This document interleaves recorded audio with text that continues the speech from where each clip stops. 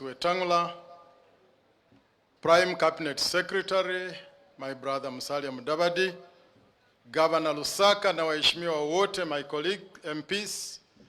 Kwa majina ni John Chikati, mbunge wa Tongaren. Nataka kumwambia, I'm in the budget committee in parliament and I want to tell you the truth as it stands.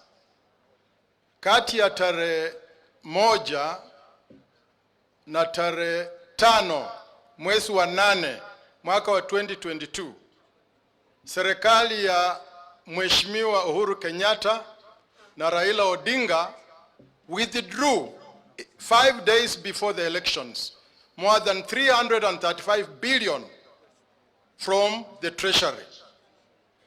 When Ruto took over the government, there was nothing in the treasury.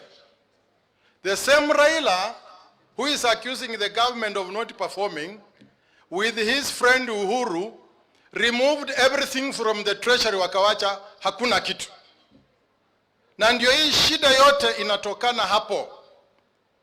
Why were they withdrawing so much money from the treasury 5 days to elections?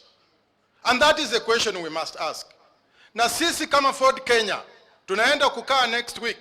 We are going to write to the International Criminal Court to commence investigation on post-election violence and destruction of property and killings by Raila Odinga. Huyu mtu lazima aende Hague. Mungu awabariki.